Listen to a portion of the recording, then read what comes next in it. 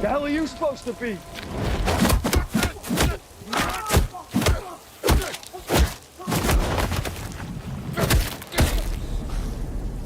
I'm Batman.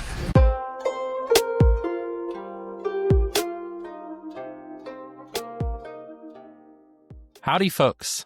I'm Keller, and welcome to Influ-Men-Sirs, a podcast where we explore influential men and their influence on men and the broader conversation around masculinity as a whole.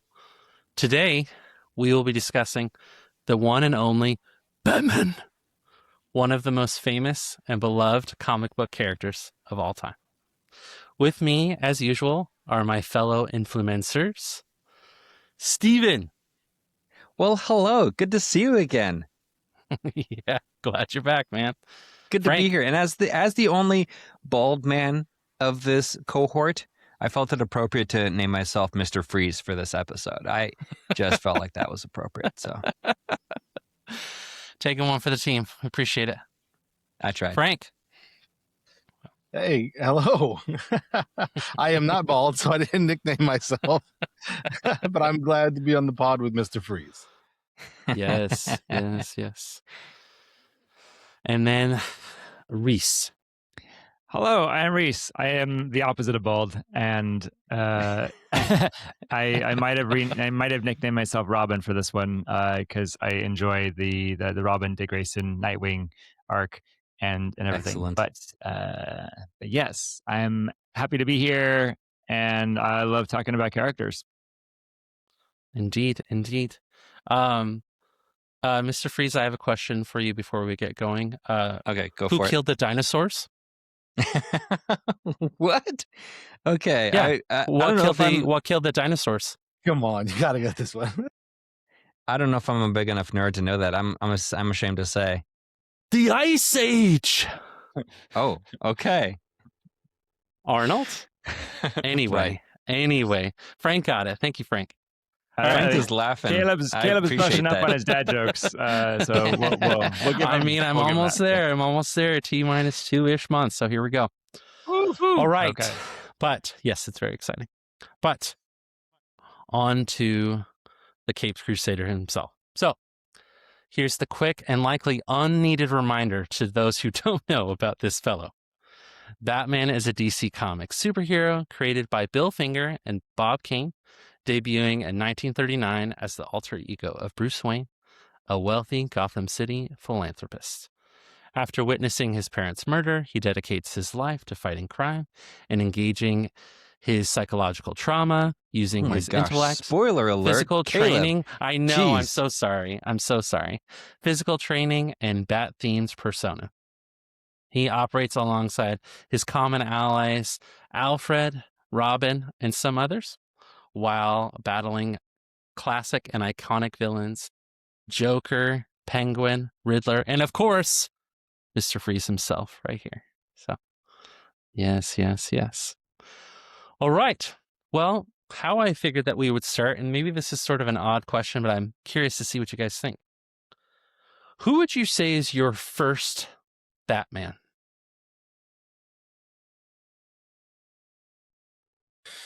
I'll go first. My first Batman is Adam West. So I used to watch the shows, back when they, had him on. Adam West is my very first Batman, and that's when I fell in love with him. Right. Yes. OG. Yes. I think that chronologically, Adam West was my first one also, but I believe that emotionally, the first one I connected with was actually George Clooney, which I say slightly to my shame.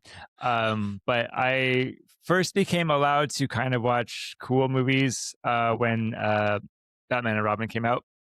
So I apologize for that. I mean, we got to start somewhere. The fact that you're still a fan, I mean, that's pretty incredible. That's how great this character is in spite of that movie. So cooler movies, though? Yeah. Oh, sorry, what? You said cooler movies, right? Yes, like cooler than the Hanna-Barbera Bible cartoons. Well, that was the one with Freeze, wasn't it? Yeah, that was Disney right? cartoons, yes. So good. Yeah. That was the Mr. Freeze movie, the one and only one where he shows up. What you got, Steven?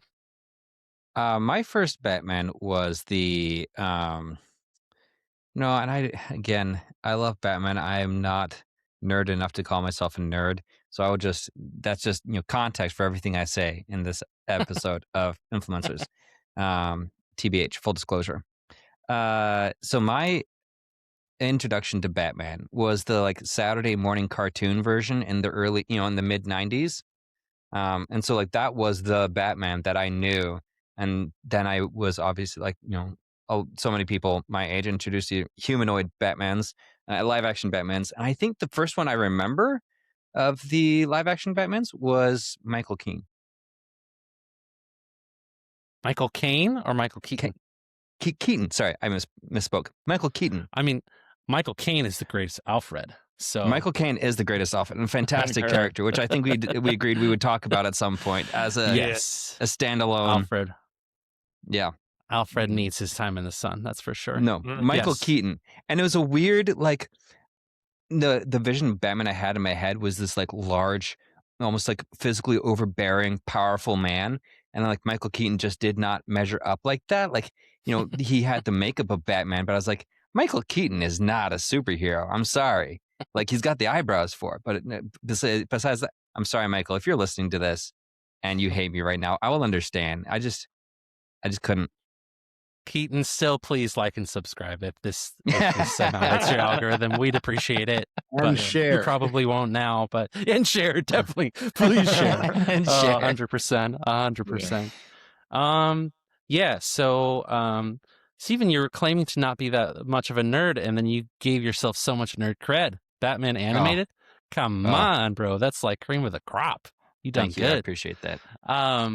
So I'm gonna be that basic fill in the blank and say that it really was probably Christian Bale. Just because it came out right at this perfect time. I was 13 years old when Batman Begins drops. And so, man, you couldn't have asked for a better true intro to the Dark Knight himself, which that was his next movie, The Dark Knight. So yeah. I'm just trying to imagine a world in which you like that is your like the formative vision of who Batman is. That's so cool to me. That was going to be my second question. I was curious, but I want to give you guys the floor if there was anything from first Batmans that you wanted to explore a bit more. Sorry, I think I'm still getting over the fact that you were 13 in 2005. I was trying to ignore that. Okay, I've been chomping at the bit to talk about Batman, so I'll start us off. One of my first impressions of Batman and the animated series, I remember as a kid, and it's one of those like hazy, is this a dream? Because I remember it from so young in my life, memories of Batman being, the villains in whatever episode it was of this cartoon show. They were like, we've got to unmask the Batman. And I don't know how he swung it, but I feel like he had somebody else step in for him at just the right time. So that when it came down to it, it was a hopeless situation. They pulled the mask off and it wasn't Bruce Wayne like they thought it would be. And to me, I was like, as a kid, like, it was one of those like story moments that blows your mind. It was like an impossible situation. And I was like, the only other significant superhero that I was aware of at the time, the other two, I suppose you could say, were Spider-Man and Superman, and they're impervious. Like nobody hurt Spider-Man and Superman, especially Superman. And so for Batman to be caught in this, like he's actually going to lose, guys. Like he can't get himself out of this one. And then at the last minute to pull it, like, well, actually he's got friends though. So, but yeah, it didn't. Ultimately you don't want to get caught in a corner if you're a superhero. But that to me was like, whoa, Batman is vulnerable. And that just made him so much more real that I think that set him apart from other superheroes for the rest of my life, in the sense of like, I know it's unreal. I know, guys, I know, but it made it so much more real and accessible to me in the sense of like, he's in the story that I'm telling of Batman, like, he's a hero who's actually taking real risk, and putting himself out there, as opposed to Superman who's like, if you find some kryptonite, then sure, you could be in trouble, but otherwise, now he's fine. I've always had a hard time with Superman for that reason. Thank you. It's okay. If Bob was here, he'd be pounding the table. He would be all kinds of upset because Superman has been much maligned the past couple of decades. And his latest movie I thought was quite good. It was This is very not a good. Superman pod, though. This is a Batman pod. But, We're it's keeping it interesting DC that so far, so this is good. yeah. At least it's DC. Yeah, I like that bit though about Batman's vulnerability. So we've got 3 therapists on here and a psychologist as well. So obviously we're going to get into Batman psychology. Who would have thought? But there is something about him it stands alone as far as superheroes just in general and the way in which he engages with his trauma. In fact, I would argue that this is probably one of his most timeless qualities is the way in which he kind of grapples and wrestles with it. You were kind of talking about, as a young kid being like, what is he going to do? What is he going to do? Right? Like in that younger mode. But then obviously, even as we get, older and we get more adult oriented Batman stories, like I have a Dark Knight Returns, Frank Miller up there. And it gets a little bit more edgy and it gets a little bit darker. That's the other thing that I think this is just Batman glazing, I guess, at this point. I mean, it's just, I just can't help it. But he just can fit in so many different settings that we have Adam West Batman and it works. And we have Robert Pattinson Batman and it works. And it works. That's kind of miraculous. What was the question? Like, what was our initial formative sense of? Yeah, I mean, we're just launching from that, and then Steven had kind of mentioned a little bit about the vulnerability.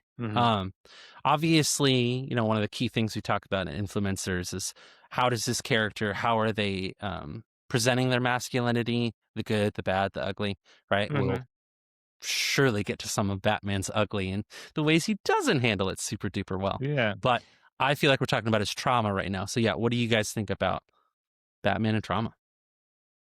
Batman and trauma. Well, it's interesting. So thinking about his trauma, it's a really prominent aspect of the character, and so I'm not a completely avid superhero nerd like altogether. I know a lot of them, but I haven't deep dived into all of them. But so characters like Batman, like Spider-Man, they go through trauma, and it is very formative and a recurring theme in how they process the world. It's Bruce Wayne and his parents. It's Peter Parker and Uncle Ben and things like that.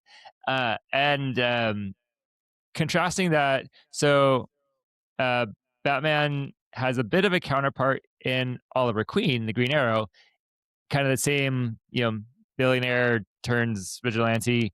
But from what at least in the TV adaptation of the Green Arrow, his childhood doesn't really factor in too much. All of his trauma and stress is current day adulthood and everything. And even like the Peter Parker character, he loses Uncle Ben as an adult. There is something really distinct about Bruce Wayne being a child when he's orphaned. And so in that way, he becomes that archetype of, the young boy, the inner child. There's the innocence, the goodness, the potential, the vulnerability.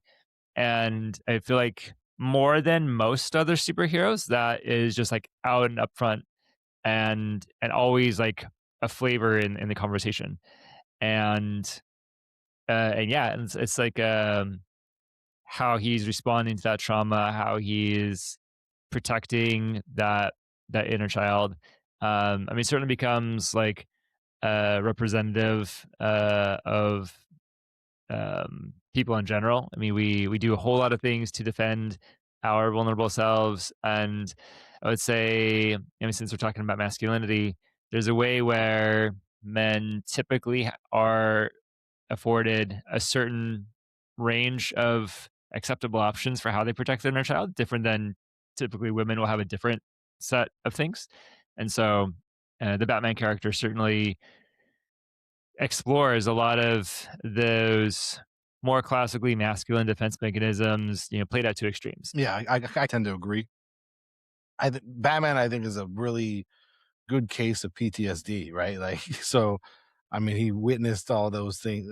His parents get murdered right in front of him, and metaphorically and literally, he puts a mask on it, and that's how he deals with trauma. And as he was saying that, you know, there are acceptable ways for men to deal with trauma, and I feel like that's one of the acceptable ways, right? It's just to take your trauma out on, I mean, in this case, an entire city, you know, like, and so, and he masks it in the two ways I feel like that men are able to mask it, right? As Bruce Wayne, he's this playboy who has sex with all these women, and then as Batman, he takes out his anger, like he's never confronting his PTSD, and then I think it was Vicky Vale, right? She's the therapist, and the one therapist he has, he goes and sleeps with. Like, you know, like he never truly deals with these things, and I feel like Batman is the manifestation. Even Bruce Wayne is a personification of,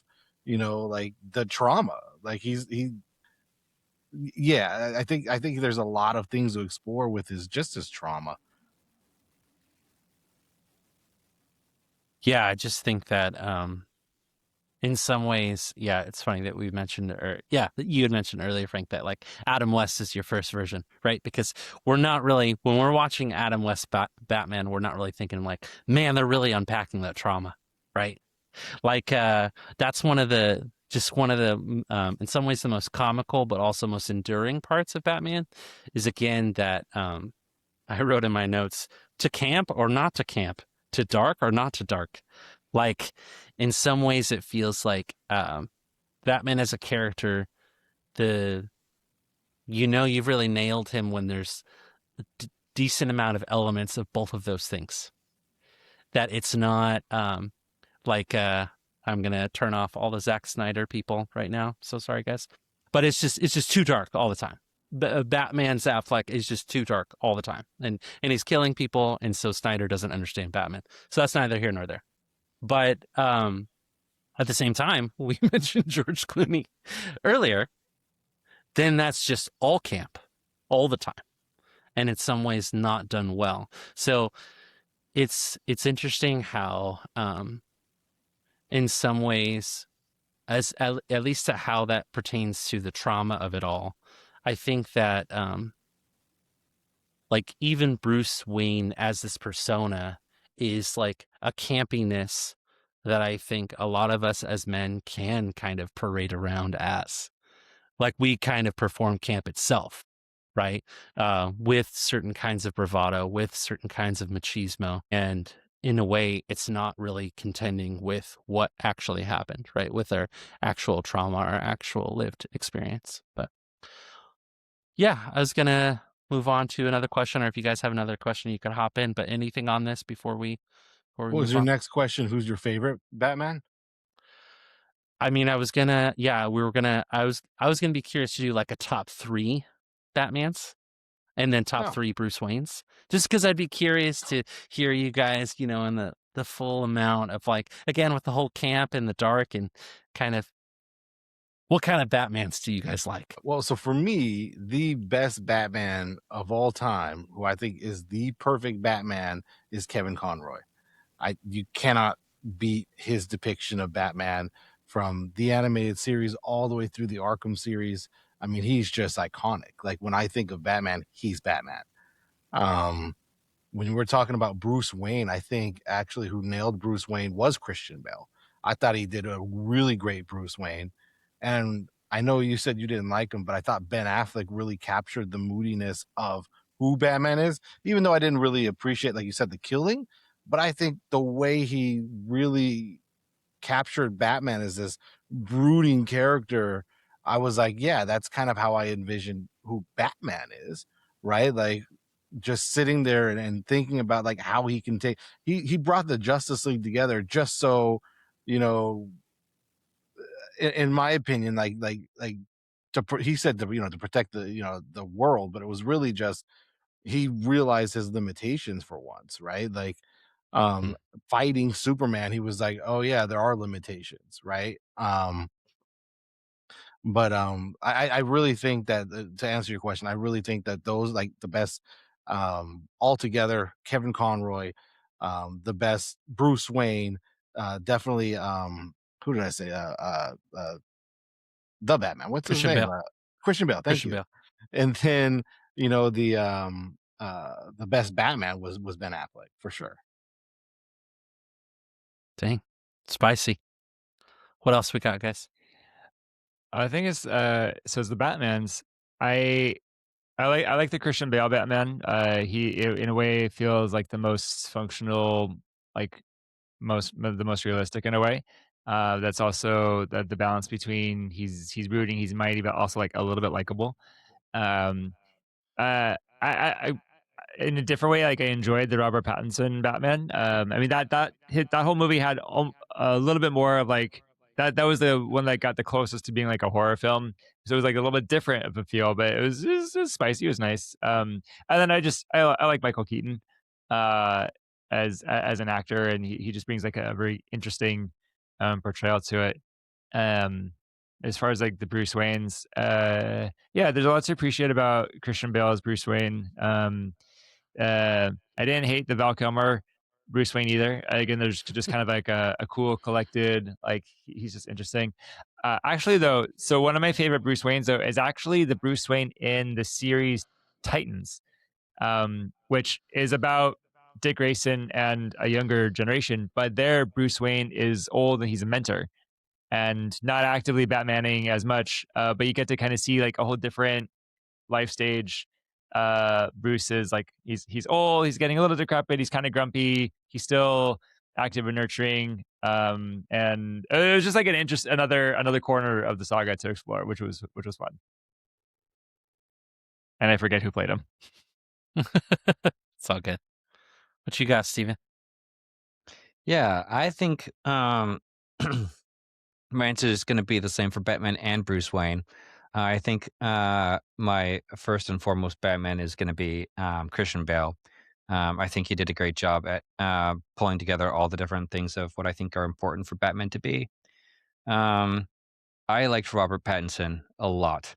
That would be my number 2 pick. There were things about Robert Pattinson that I was pleasantly surprised to see show up as Batman. Like I figured he could pull off the moodiness. I wasn't sure what to expect as far as pulling off the angry side, and like I thought he did that well too. And there was a moment in that movie where like Batman comes busting heads in this like casino or something like that, and trying to get what he wants, and then later on Bruce Wayne shows up and he's like, I just got to walk through the front door and try to use who I am. And so it's just a cool story moment of like Bruce Wayne trying to figure out you know are there limitations, like you're saying, Rhys, to like what the Batman can be and can do, and like how much do I need to show up as myself and stuff. So just like a really cool story overall, sort of an origin story, if you will, I guess. So yeah, I think those two have been my favorites so far.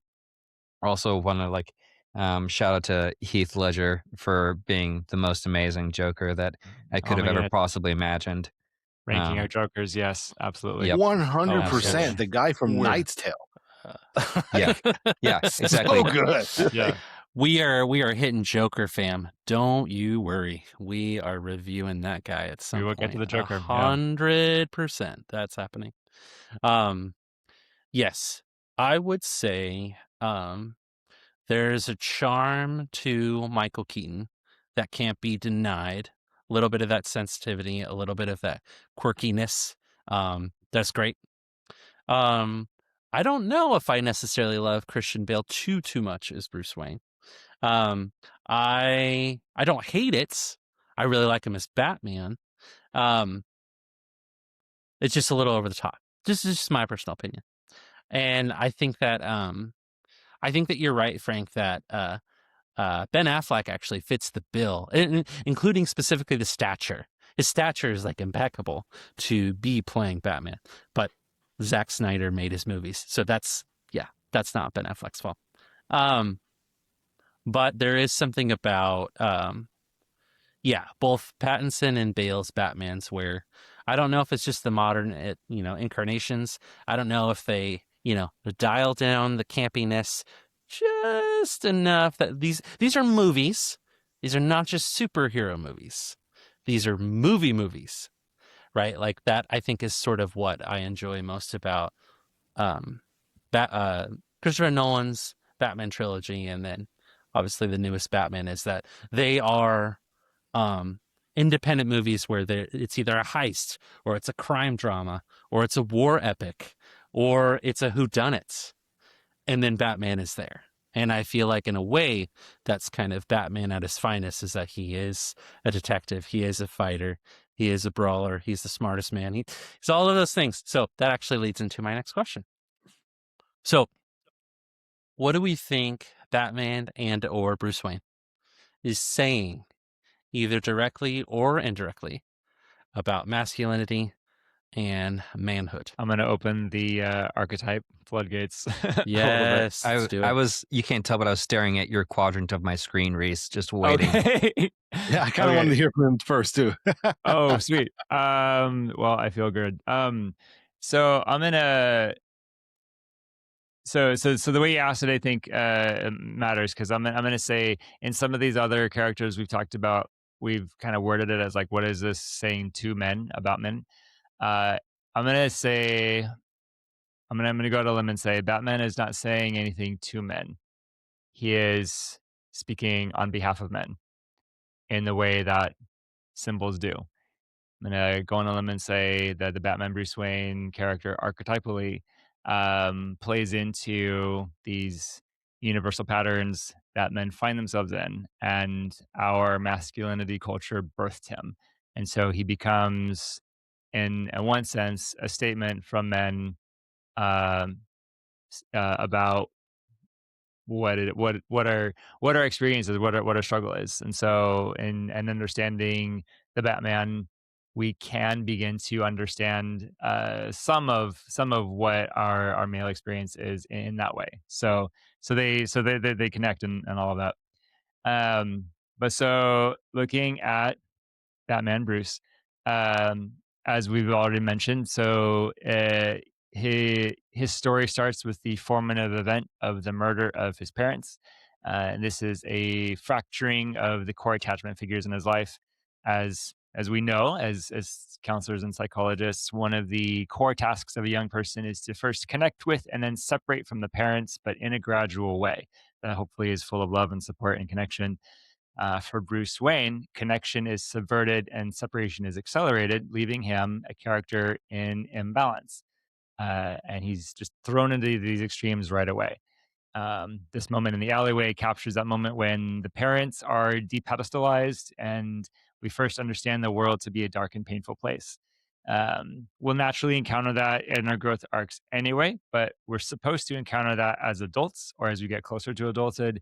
He gets thrown into that while he's still young and vulnerable, uh, and so this can very much represent what happens to many of us, especially those of us who go through intense things, painful, overwhelming, scary things. Um, our young boy, we're talking about men, young girls too, but like young boys learn that the world is not as safe as we thought it was, and we learn that we need help, but oftentimes find that there is no help. Uh, so Alfred in this story is a bit of a variation on that, which we'll get to. But so Batman, he grows into a character of dual nature. Um, as Bruce Wayne, he occupies the center of society. He's not Gotham's mayor, but he could be seen as a king in his country. He's rich, he's wealthy, he's sexy. He is society, so he is the center. He is how things go, and we could even argue, like, as just Bruce Wayne, I mean, he's rich, that's cool, but otherwise, again, he's a guy with no superpowers, so he's a little ordinary. Like, if you weren't paying attention to business, you might not care about him. So, which again, kind of typical of being in uniformity with the center. As Batman, he occupies the margin or the fringe. He exists outside of mainstream society. And part of the purpose of the fringe is to both define and protect the center.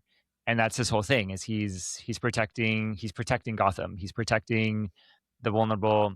And so as this dual nature character, he makes this journey back and forth from center to margin, center to margin. And so in that sense, never fully belongs, but he still has this really interesting role, this protector role. And that I think often is part of the function of being a man in society, or one of the functions we naturally gravitate toward. We want to be, the king of our home or the lord of our home, which can be taken to a tyrannical level in it that can be abused. But there's a sense where we want home, we want to be part of something, but we also know on some level, like it falls to us to venture into the margins, to face the monsters, to ward off the darkness, to protect, protect our city, to protect our, I would say, on a big outward level, to protect our city, to protect our home, to protect our family, and on an individual level, we'll do all of these extreme things to protect our inner young boy, and that's just part of how we exist in the world. We, as we've figured out as men, the world is harsh, the world is dark. We need to survive it, and we have this instinctive sense that sometimes takes extreme measures to keep ourselves safe. And an easy default to fall into is some sort of violence, whether it is physical violence, sexual violence, financial violence, political violence, Emotional um, violence. emotional violence, absolutely.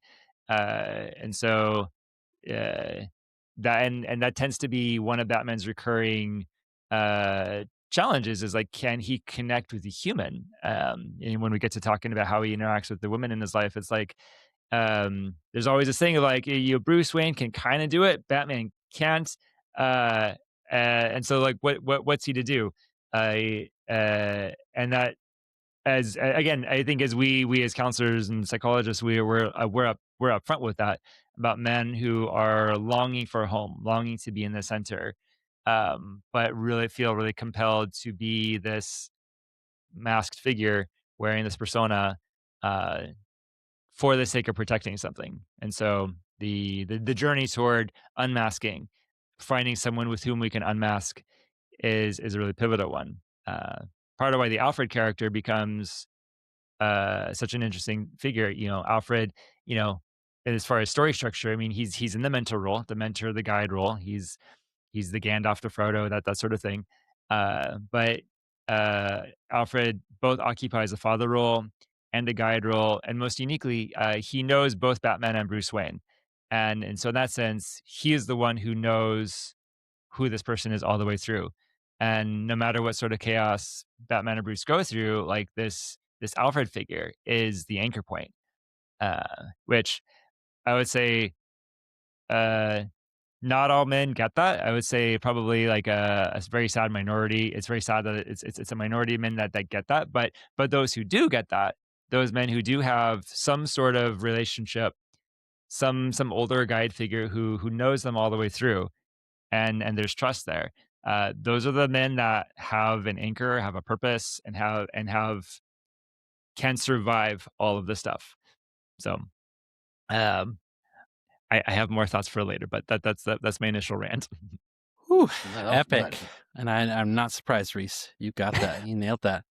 What is coming to mind from what you said, though? Batman without Alfred is the Manosphere. Good point. So when you don't have that mentor, when you don't have that male caretaker, when you don't have that man who sees the boy inside of you,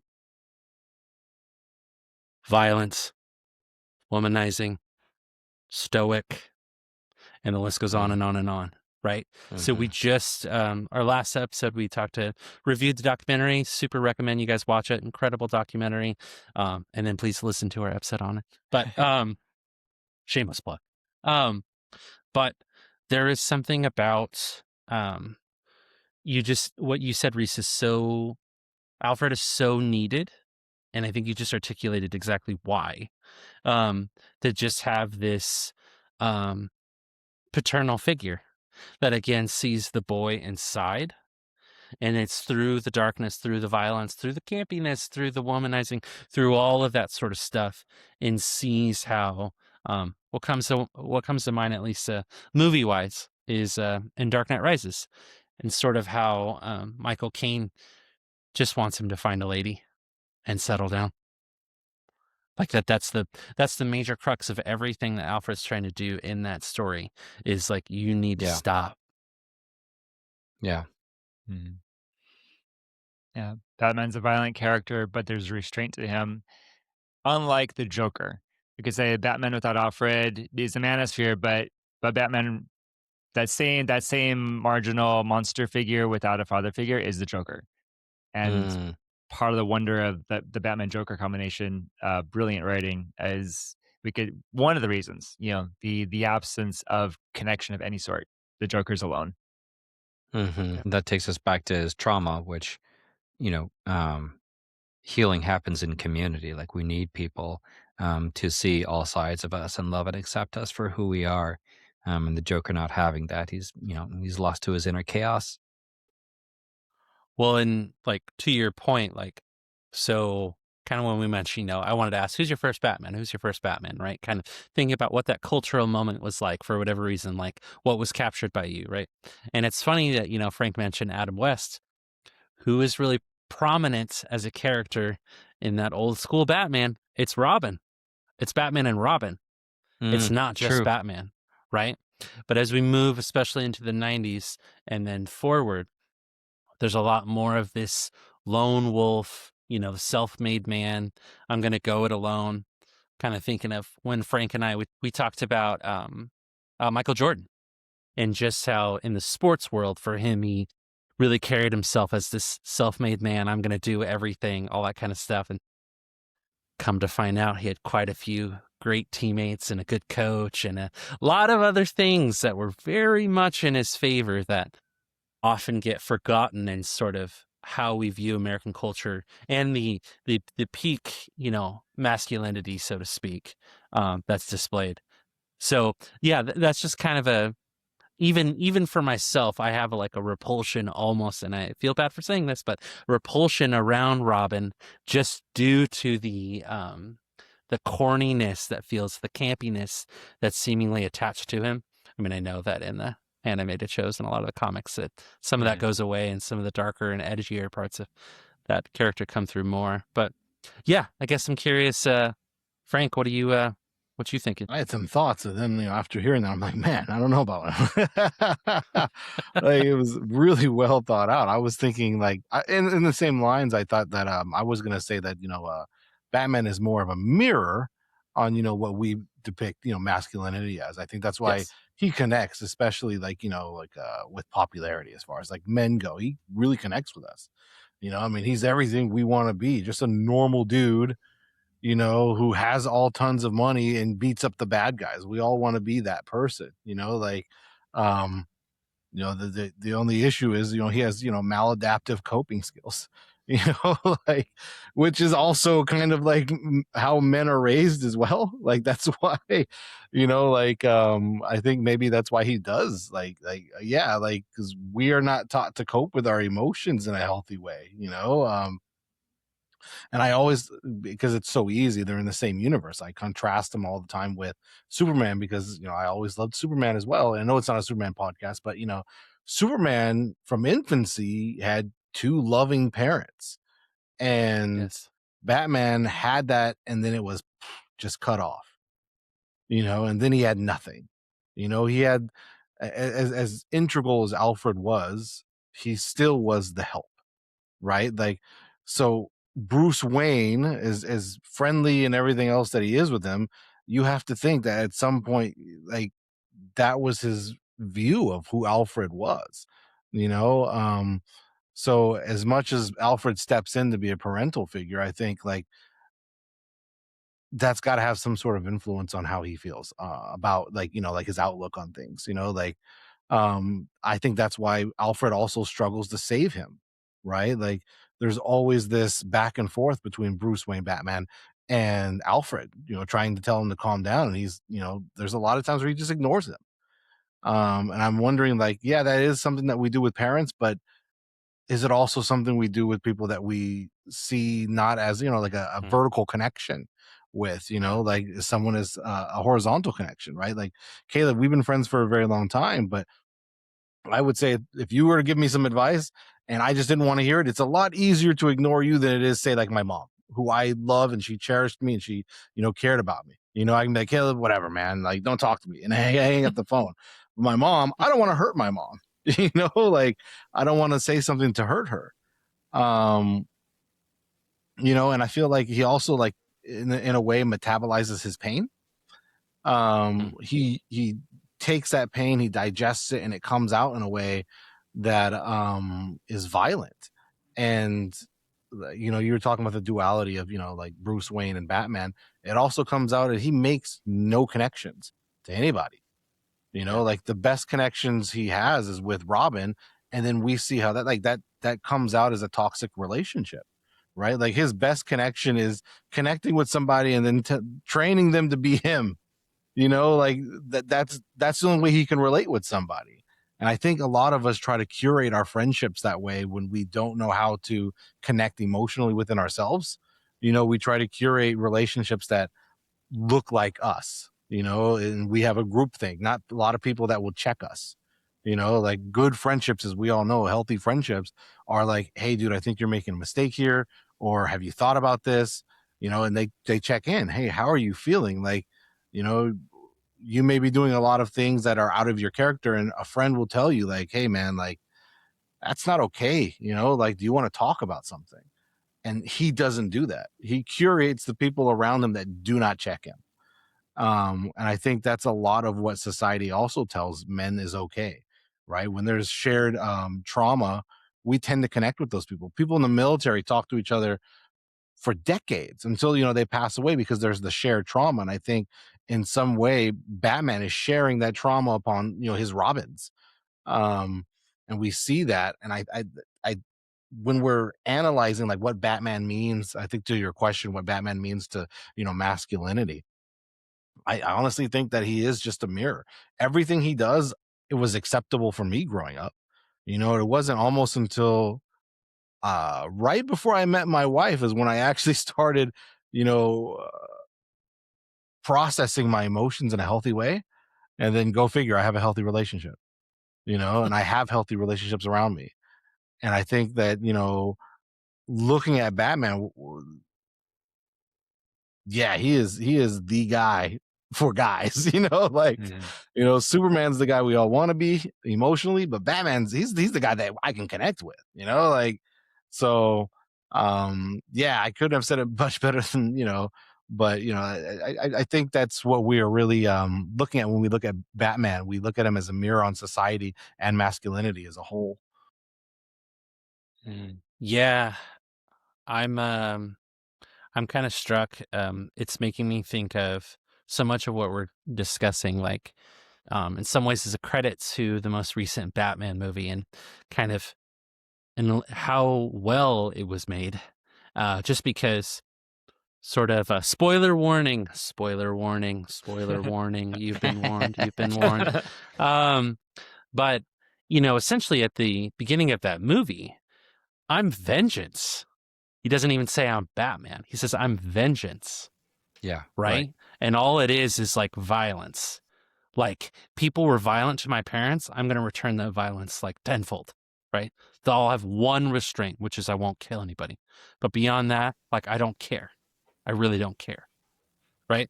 And then everything unfolds more. And I think both Rhys and Frank were talking about kind of the modeling Batman has and the mirroring he has for our own masculinity. And I'm sort of thinking also in that movie how the Riddler kind of has his own like manosphere streaming kind of scenario in that story, where it's like, we're gonna blow up the Good stadium, point. guys. Like we're gonna show all the corruption. We're gonna right. And in along those lines, Riddler literally thought like, oh, Batman's one of us. He's one of the Gotham manosphere. Let's stick it to the corrupt man kind of, you know, we're gonna fight them, we're gonna beat them, we're gonna do all that kind of thing.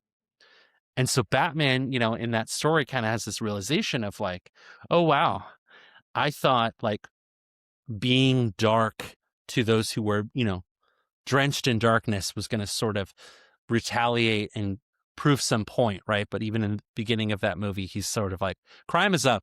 Everything's getting worse. Perhaps what I'm trying to do is not working that well, right? And then, so I might get emotional because I always get emotional when I talk about this part. But when he carries the flare, oof. Yeah, I here we think go. I remember that. The whole situation's flooded, There's no one for him to fight. Hmm. And he's carrying the flare out. This bat, this scary symbolist, whatever. That's what people are looking for to follow. Ooh, yeah, I will cry. I've got therapists that will help me. And then a couple scenes later, when he carries the woman to the stretcher and he walks away and she reaches out. She clutches onto him. And it pauses. And then all of a sudden, it's just such good filmmaking. Oh my gosh. The lighting is different. Suddenly it clicks, right? So much of what we talked about really is early Batman, or kind of him at his unhealthiest. Unchecked. Yeah. Yes, unchecked is a great word. And then as time goes on, he starts to see like, this is about hope. Mm-hmm. This is about resisting evil, but it doesn't matter that Bob said this on another episode that will come out when we talked about Sir Duncan the Tall. But he sort of talked about how one of the best ways we can view how we should be, use force is that we stop fights. That's it. That's sort of the extent of our violence, so to speak, is to the best of our ability, we stop fights. And obviously he doesn't do it perfect, because we love when Batman's beating up thugs, right? At some level, he doesn't do it 100%. He's not completely nonviolent. And we wouldn't really like him as a character if he was wholly nonviolent, right? That wouldn't be that engaging. But I just thought that moment in that scene was so striking, because suddenly this woman that was vulnerable, that she saw this guy that saved her and clutches him. And then it just dawns on him.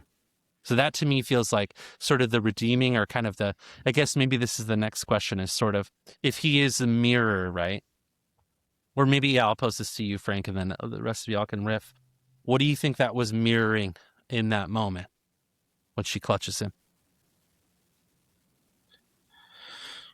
In my opinion, I think there are moments where, as men, especially, like, even if men, you see yourself as the warrior archetype, right? Like, there are moments where, I mean, you can call it, like, just the world reaches out to you, right? Like, in a way of saying, like, hey, thank you. And it validates in some ways the violence you did, but in other ways it makes a connection to a human, and it could pull you back and ground you again, like what you're doing this for. There's this scene, because you talked about this, and it reminded me of a scene back, with Kevin Conroy again, in the Justice League. I think, no, it was a Batman Beyond epilogue, Justice League, where Amanda Waller is talking about who Batman is, and Terry McGinnis has this, like, who's the next Batman. Terry McGinnis, like, has this vision of who Bruce Wayne is, and this brooding evil person. And Amanda Waller, who's been his enemy for like years, she tells him a story about, like, when they sent in Batman to kill someone, and Batman had this, like, other side to him, where he sits down with this little girl. I guess she's not little anymore. Her name is Ace. And he sits down with her, and she's going to die, right? Like, she's having a mental breakdown, a psychotic breakdown. And it's the reason why, like, that's where her powers manifest from, is her mental powers. And she reads his mind, and she knows he was sent in there to kill her. But the only reason why she lets him in is because she already knew he wasn't going to do that. He was going to sit down with her. He was going to talk to her and just be with her in the last moments of her life. And I think there are certain times where those sorts of interactions with Batman, like, kind of ground the character. Like, yeah, he's a mirror on, like again, we talk about, some things that he does is very toxic, and that always manifests itself, like, through his relationships. But there are also times where having emotional connections are okay. And I think literarily, right? Anyways, like that, the author puts in these, like, hey, you may feel like what you're doing is right, but you have to remember that there are human connections. There are real human people, that you are doing these things for, don't get lost in the fight. Don't get lost in the anger, and just for a second, like, come back to us. And I think when we're looking at a Batman, who is that person, I think it's very easy to get lost in that. I mean, we see it even with Hulk, where he says, like, like Bruce Banner, great line in Avengers where he goes, I'm always angry. And that's a really good, like especially with someone who struggles with anger, like, or even an alcoholic, things of the sort. You're always that person, but you don't have to be every time. So I think literally, like, they put these things in to remind men, like, it's okay to have a human moment. Even if it's not who you want to be or even who you are, it's okay to have empathy every once in a while. Yeah, it's okay to be human, have empathy. I love that so much. Um, I had forgotten about that scene, Caleb, until you mentioned it. But as you're describing it, I was remembering. I remember when I saw it. Like, I think I cried too. It was just so incredibly powerful. And again, just thinking about that particular scene where, like, the the the Dark Knight is now leading with the light. It's, again, thinking symbolic patterns, like what is going on there. It's maybe one of the most powerful patterns that exists. It's the surprise, the inversion, and the most powerful example, like, we come back to is Christ in hell. He dies on the cross. Christ goes into the margin, into hell, to defeat it, and then comes back victorious. And it's that inversion that is the salvation. He brings the light. And so, so then this gets depicted in this way. Yeah, you have this dual nature character, this, like, marginal, pseudo monster figure who now switches, and he comes back from the margin to take on more of these center qualities of someone who is gentle and nurturing, and who is not just a fighter but also a leader. And that's that moment you're talking about where the woman reaches for him. I think there's a way where instinctively we recognize light, we recognize hope, we recognize those who have transcended something or overcome something, because they have something about them. And yeah, in that moment, like, he stays masked the whole time, storytelling, but, like, there's a way where it's interesting cinematography, because he's in his full getup, but, like, in broad daylight, and, like, no filters, no shadows. He's there. Everyone can see him fully, and there, and in that way, like, there's a kind of connection that people are finally allowed to have with him, and it's life giving, it's inspiring, it's hopeful. Caleb, can you do me a favor and never have Rhys follow me again?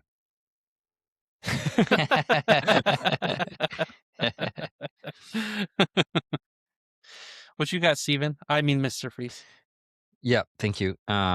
He's back. For recognizing me by my pseudonym. As you guys are talking, I was thinking about parts work. And as we were kind of leading up to this episode, Rhys, you had mentioned, like, exiles and managers, and I was also like, but he's Batman. How can we not talk about protectors? And isn't that kind of what he's doing? But I was thinking about, like, as you guys have been talking, this is me processing things in real time. I was thinking about parts work, and I was thinking about how many times I've come up against this struggle, seen this struggle happening, and I'm wondering if maybe that's part of the point of Batman, of saying, like, because of what I see going on in the world and because of what's happened to me, I'm having a hard time figuring out who to be. And there are these two parts of me. There's this silly side that just doesn't care about anything, and wants to have a good time. And there's this angry part that is furious because injustice has happened, and injustice has happened. And so I'm trying to figure out whether to be the angry part or the could care less part. And I personally have my own parts that I like. I've got this, like, preacher part who's a little bit more charismatic and knows what to say in front of a crowd and likes the attention and all this stuff. And I will sometimes lean into that preacher part and let him take the reins in the right situation. But I think I've come to a place where I can kind of make that choice. And I think that the part of the compelling side of Batman is that in his unchecked state, it doesn't seem like he's capable of saying no to either of those parts. It feels like he's stuck playing those roles. And, as you're talking, Caleb, about like Batman coming out of the shadows and carrying the light for people to follow. And then too, in the Christian Bale movie, coming away from the destruction of his home and being like, I think I can rebuild this. I think there is a way forward, but it's not clean, and it's not necessarily easy. But we do have to figure out who to be, and one of the options is: will you be yourself? Will you be your true self that exists beneath and apart from all of the parts that you play to try to fit into your life, to try to make the world right, to try to get what you need, to try to provide for the ones that you care for? And you always have the choice to play a role, but there's also this choice to figure out who you truly are, and to be that person, which also comes at a cost, because then maybe you need to walk away from some parts that have been more protective and that have created this sense of identity for however true it is. But if you get to be that part, or that your true self, and walk away from that, maybe you find a woman and settle down and end up at a beautiful vista in Italy and hang out with Alfred. So there's always that option too. Yeah. Oh man, Steven, I love how you talk about the parts, and I feel like you're really beautifully talking about a good growth arc to come to be able to step out of your parts and become just you, or at least know who that just you is, even if you sometimes need to part a little bit. One of I think the most powerful scenes that I could think of is from The Dark Knight Rises, where this is after Batman has fought Bane and lost, and then he ends up in the bottom of the pit. And here is where, Batman typically, he has a close relationship with technology, he has a close relationship with money. Those are really how he functions in the world. And as can happen with, technologies, they amplify characteristics, but they cover a weakness. And, Christian Bale's Bruce Wayne in the pit, he's stripped of all that, so he really has to be just him. And the whole imagery of he has to rise out of the pit and everything. I mean, there's a little bit of resurrection imagery, but also initiation imagery too, of in a lot of classic initiation rites, a lot of it is you send a lad out in the wilderness with nothing and see what comes back. And then they know who he is, and then he can be part of the tribe. And so that moment where we really see Bruce, not Batman, climbing out of the pit, I think is a really special glimpse into who the character is.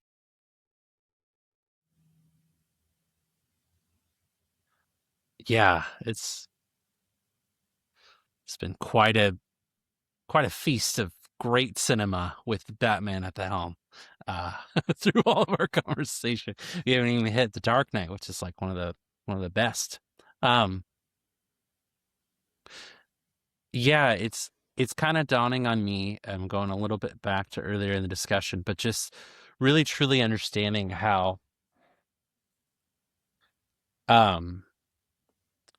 Batman is far more of an anti-hero than I think my 13-year-old self that was so captured by him would want to believe. I think there was sort of this, and perhaps it was just this younger, and maybe, I'll answer how Batman impacted my own masculinity, and then I'd love to hear from you all around, how you've interacted with it. But I think I just sort of saw this guy, this figure that, engaged with his fear. At first, it was of something, small and relatively benign, bats themselves, right?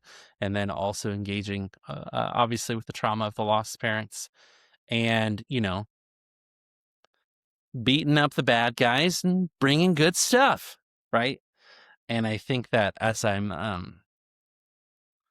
we're talking about this, it's just the truth of how of a anti-hero he is, especially in certain incarnations or certain scenes, and that the true character development, happens when the anti is almost stripped and it becomes more of the hero, right? So kind of like Rhys was saying, going from the margins and instead being more in the center, right? Or even, picking up on Dark Knight Rises. I may have emotion because this was my brother's favorite Batman movie, so keep that in mind. But here it comes. Just his line about anyone can be a hero, and this is right when he's about to fly the bomb away, and we get this flashback of Gordon basically, who the heck are you? Like, you've done all of this stuff. Like, who are you? And then Batman in that moment being like, I remember when I was this younger boy and my parents had just died, and all that I needed was this caring, I'm paraphrasing, but all I needed was this caring adult to like see me, right? And then anybody can be a hero. And then he flies away, right? And then Gordon says, Bruce Wayne? And it's just this beautiful, like, all three movies coming full circle and just,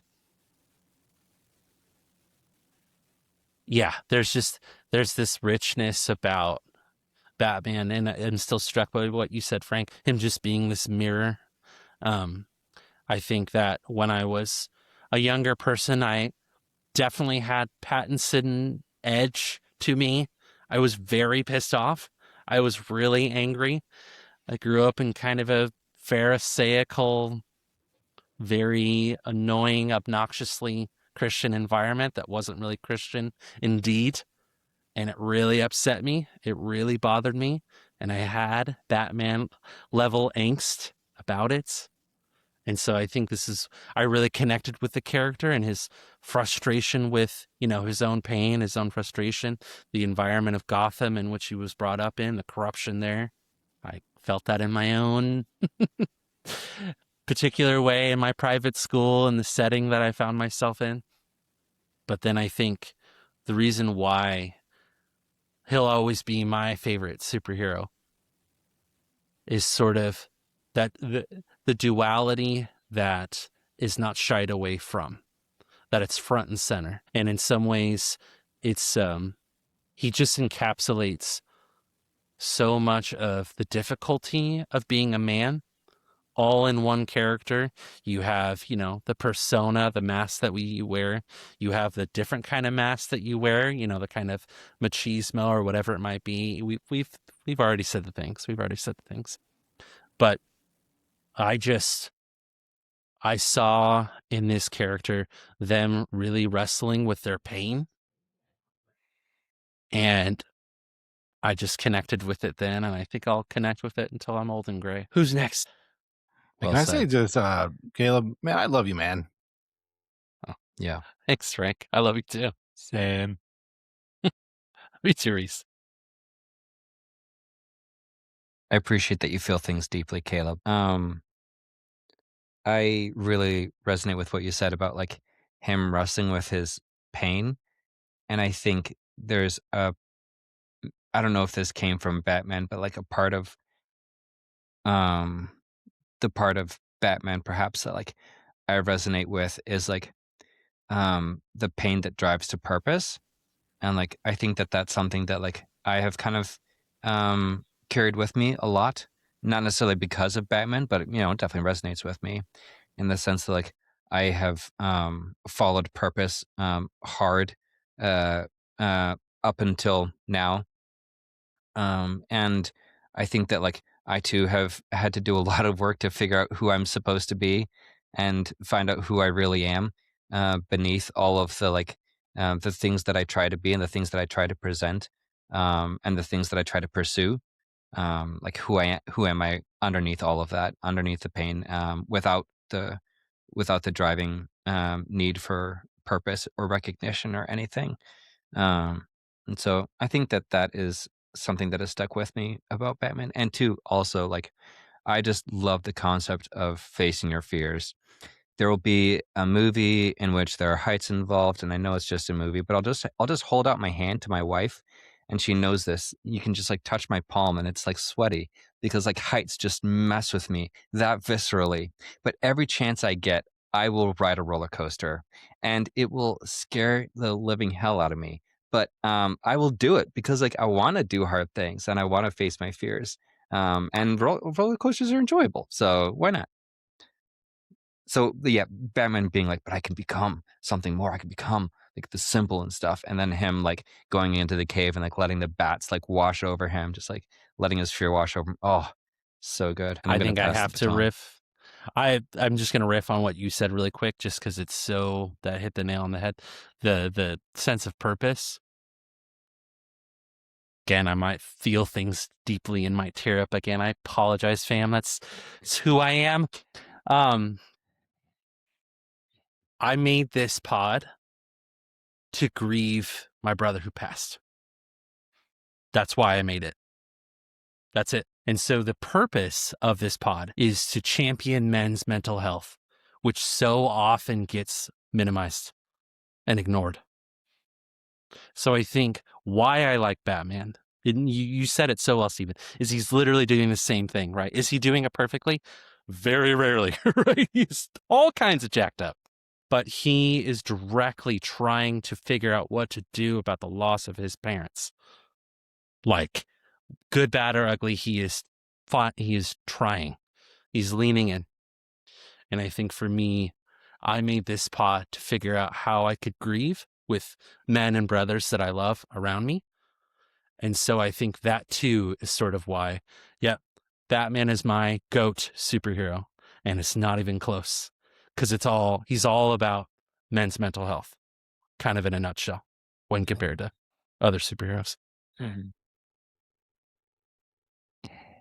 Yeah, I really appreciate how you put that, and I love the purpose of this also, and really bringing attention to men and their inner lives, and hopefully a podcast like this, offers permission for men to have inner lives and to be in touch with them. And thinking about what I've appreciated about Batman over the years, and how he's impacted me. I think that a character like Batman allows me to have darkness. If I live in the Superman world, it's got to be like all hopeful and solution and just like a little bit snappy. And even Peter Parker. I mean, he's lighthearted, he's playful, and I like to be lighthearted and playful. I like a good joke. But the reality is like the world is dark. I have darkness. I have made mistakes. I have hurt people. I have been hurt, and I don't always have a venue for expressing that in a healthy way. And Lord knows I have expressed it in very unhealthy ways before, to my detriment and to the harm of those around me. And I think I might have benefited from more permission to have darkness and be okay being dark, and more men who could come around me into the darkness. Not to leave me there, but to venture into it with me, to be my Alfred, to be my Robin, uh, to go face the monsters with me. Uh, I feel like I have that now. I have much more of that now, present company included. Um, but when I was young, I did not, and I feel that loss. And I would hope for young men, especially young men, that they might find that they might be a young Dick Grayson who is lost and confused and also just had his world shattered, and find some very eccentric, odd billionaire who will invest in him so that they can be the bird that flies by day and not just the bat that flies by night. The only ethical billionaire. I'm just going to put that out there. The only ethical billionaire. The only one we like. The joke I was going to put out there. But Frank, I made sure that you were not followed by Rhys by my little joke there. So you go next. So what was the question? Just what's the relationship with Batman and you on a personal level? Well, what's interesting is like it's funny that his little quote, because I think all of us kind of relate to Batman, right? So it's like, I am Batman, like, like that's how I feel. But like my personal relationship, I mean, with him is,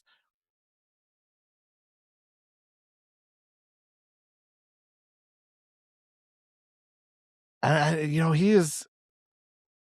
I'm trying to think. I was like, I'm thinking, like, is he my favorite superhero? And I think so. I grew up with him more so than I did with, like any other superheroes. I mean, Spider-Man is a close second, right? But I mean, I was raised, in athletics. And then I got into football, and basically it's training you to tap into your anger, and tap into that pain. I think Mr. Freeze there said something about like pain in the purpose or something to that effect. And I feel like, when it comes to football, those are some of the things you're taught, right? So there's a big chunk of my youth where I was fueled by anger. I was fueled by these super masculine traits. And so to me, like, that's who Batman was, but also he had a soft side no one can see, like, or at least like, you had to take the mask off for somebody to see it, like, and I think in some ways, like, that's why I resonated with him. Even my coach really loved Batman. He would give us like Batman quotes, as we were playing football, like, and it was awesome because I still talk to him to this day. But Batman, to me, to answer your question more directly, I think he is representative of definitely who I used to be. Like, I think that's why I resonate with him so much. Even now, like, I can see a lot of myself in him, right? Like, I thought I was always doing the right thing the right way all the time. And, now in hindsight, I'm looking at myself and I go, no, there are definitely some things I could have done differently. There are definitely some people I hurt. And I hope they forgive me, but because I did things in a way that I thought was the right way. And I had the greatest intentions, but it's not always, I don't know how to say it. Like, I had the greatest intentions, but it wasn't always the correct way, right, to do those things. And I feel like Batman as a flawed character, represented that a lot. And I see that in Batman. I think he always is trying to do the right thing. I mean, we look at the story of Babel.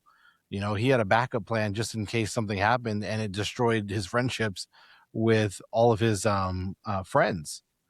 For those of you who don't know, the story of Babel is when Batman had created a contingency plan for the Justice League, and he basically had kryptonite for Batman. He had like some serum to make Wonder Woman hallucinate, so she fights until she dies, and then he had some poison for the Martian Manhunter, so and so on and so on and so on. He picked the weaknesses of his friends, and he knew exactly how to attack them.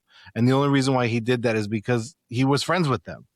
He used their vulnerabilities that they shared with him. And I feel like there's some of that I may have done, just because I didn't want to be vulnerable myself, just in case somebody hurt me, I knew exactly how to hurt them, And so Batman is a character that I really enjoy. And yeah, I think I answered your question. He's a really like intimate character for me. And we all want to be Batman. What's that famous meme of be yourself unless you could be Batman. Always be Batman. Always be Batman. Yes. Always. Yeah. Yes. So any other final thoughts, or do we sign off on don't be yourself and always be Batman? Always be Batman. I have to go back Batman. and watch the Robert Pattinson movie again, because after hearing you talk about the Caleb, I was like, Dang, that's right. There were some good scenes in that one. I gotta go. I'm gonna go enjoy that again. I'm gonna see that with kinda different eyes. and I I had kind of really want to low watch some of the expectations for animated series. I never got a lot of that. I want to see that now. Oh, they're Now when the golden. checks start, it's going to be like, oh, we watched all this Batman stuff. It's so good. it. Wait, Rhys, you've never seen the animated series? I've seen it before, like once, but like Yeah. never regularly. So Yeah, Bruce Timm, if you just follow his timeline, because he has his own universe, and he's like the creator of the animated series. So he has, the animated series to Justice League to Batman Beyond to like these individual movies, like Batman Public Enemy, things like it's brilliant. I think Bruce Timm really understands Batman. So yeah, if you're gonna go explore it, like explore the Bruce Timm series, like you'll have a good time. Okay. And do you have any kids? I didn't even ask because you'll enjoy it with them too. I'm sure that I do, and I'm sure they would love it. Yes, because even the young boys want to be Batman. That's for sure. That they do.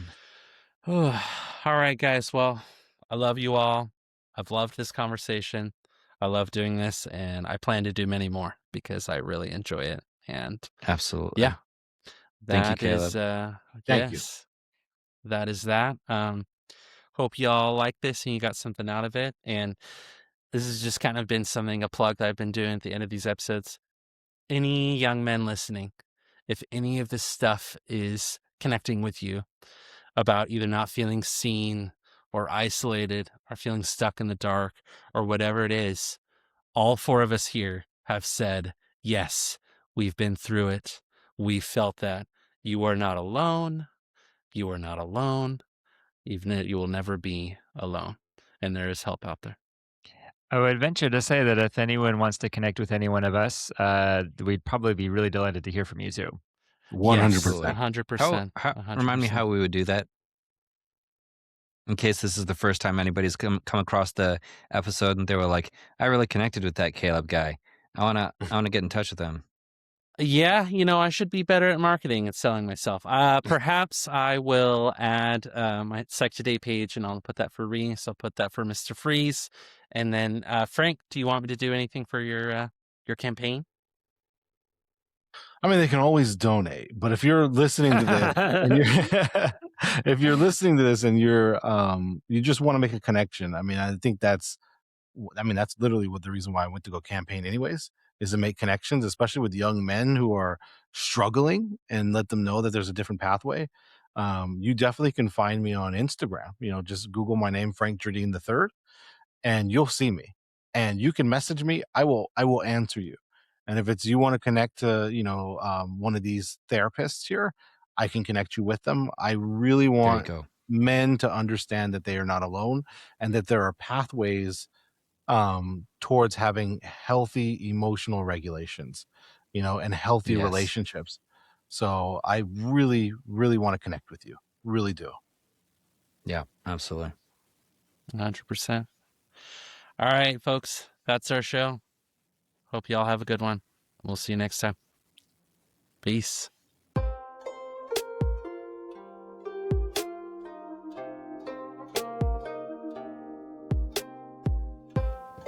Hey, y'all. Caleb here. Thank you for listening to our show today. Please like and subscribe wherever the heck you listen to pods. And make sure to follow us on all the socials at Influ-Men-Sirs. That is INFLU-men-Sirs. We'll see you next time. Peace.